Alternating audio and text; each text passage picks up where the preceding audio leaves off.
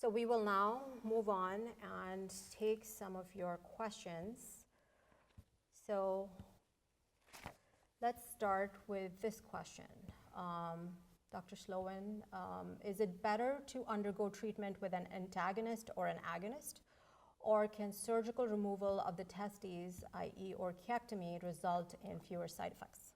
Well, all three approaches is going to reduce the serum testosterone level, although we do know that GnRH antagonist seems to drop it well below 20.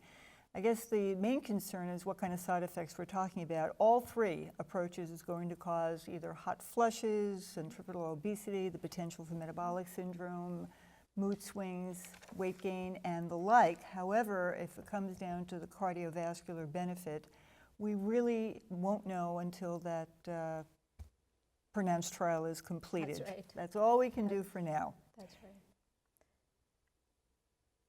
So Dr. Gupta, how quickly could androgen deprivation therapy raise the risk for a cardiovascular event? I mean, who's at high risk? Who's going to have something that we're completely unprepared to deal with? Yeah. So I think this is important to categorize who is high risk. It's extremely important. It's an extremely important area to sort of focus on. And as data has shown us, and I've gone through some of this data, but there's more than what I have shown on, in my talk today.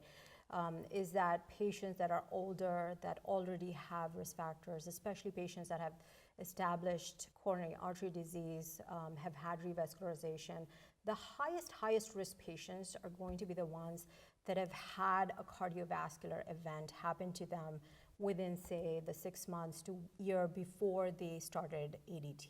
So you're less concerned if somebody had a bypass 10 years ago or 15 years ago or a stent? So I'm still concerned. I would still want them to be optimized in terms of, in terms of their risk factors, in terms of their medical management. But I think the patients that we really need to sit down and clearly identify as high risk are those going to be saying, I had a heart attack 6 months ago, I got a stent, or I was admitted for heart failure, and here I am 85 years old. And so those are going to be your highest risk patients. How quickly could ADT increase the risk of events? So like I said, it would appear that it would, one would like to think that it takes much longer, but it turns out it can happen within 6 months, actually. So it doesn't take long for bad things to happen. Sure. So let's go on to our next question. What should I tell my primary care doctor / internist about my cancer treatments? Should my oncologist now monitor my blood pressure and cholesterol? Well, fantastic question. It's fantastic. Absolutely. I'm going to start with the bottom one first, which is, should my oncologist monitor my blood pressure? And patients erroneously think that it's now my job to be their primary care physician, their proctologist, their sex therapist, their neurosurgeon, their dentist. It's all very true. The reality is we need a multidisciplinary approach. It's imperative that we know who the primary care / internist is and send notes. What concerns me in the first part of the question is, what should I tell my primary care doctor or internist about my treatment?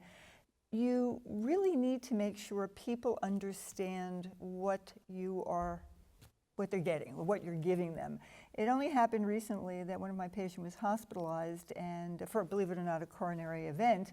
And I got called by the house staff, and they said to me, the patient told us he's been on chemotherapy for the last couple of years, when in reality, he was on an anti-androgen that had no bearing on chemotherapy at all.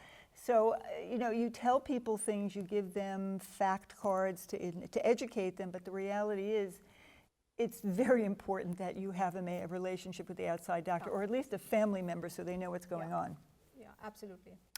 So are there any convincing data that would really point toward an increased cardiovascular disease? And do people with prostate cancer, who go on ADT, is it worse really, or is it still controversial? Do we know, not know? And it's hard to conclude when we have all these different papers that come out. Yeah.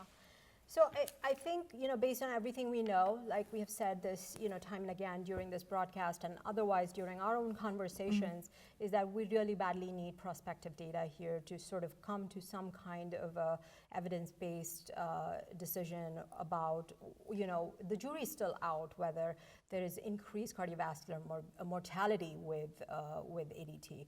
It would make sense going through everything that we have seen and we now know. But most of our data and most of our positive associations, let's remember, are coming from these large-scale observational trials. And as a history of medicine would point out, that's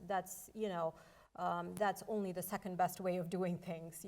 So we have to study patients prospectively to really get to the depth and the bottom of some of these more controversial and very poignant questions.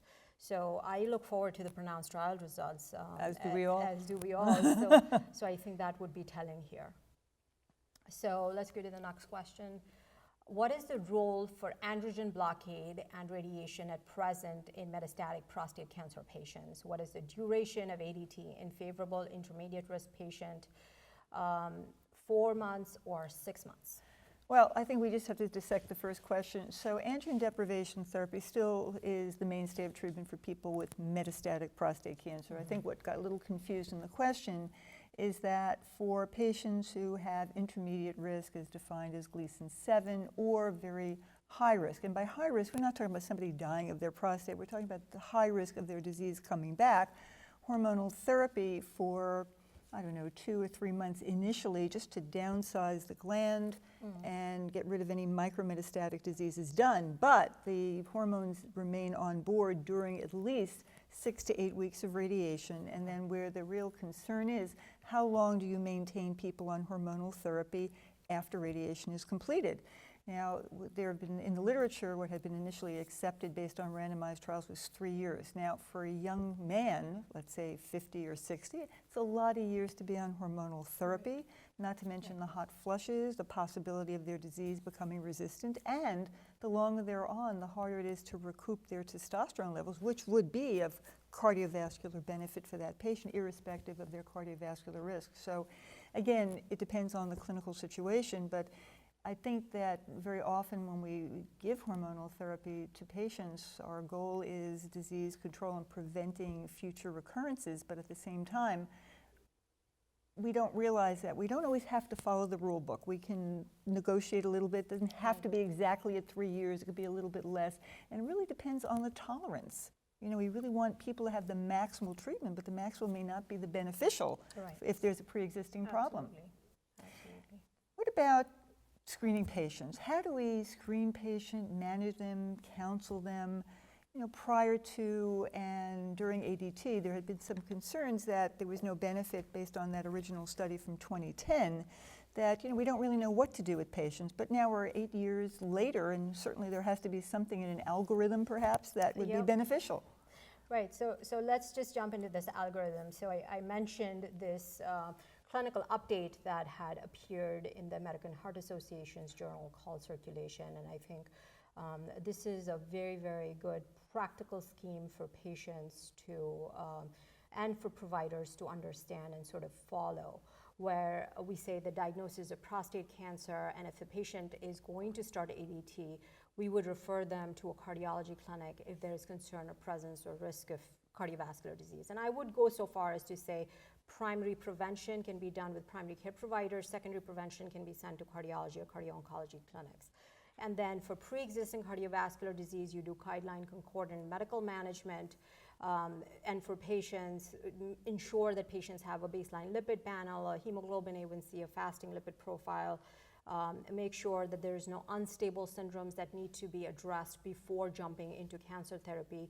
Think about putting them on an aspirin, 81 milligrams, and then go through the ABCDE schema that we have talked about.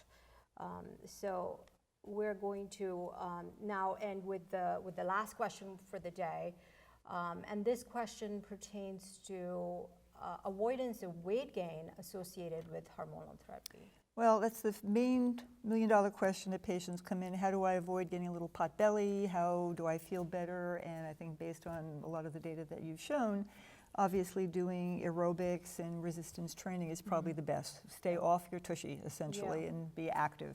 Yeah. Well, this has been an excellent discussion. We hope that you found the information that we've just reviewed to be valuable to your clinical practice. Thank you for watching OncLive News Network. Thank you.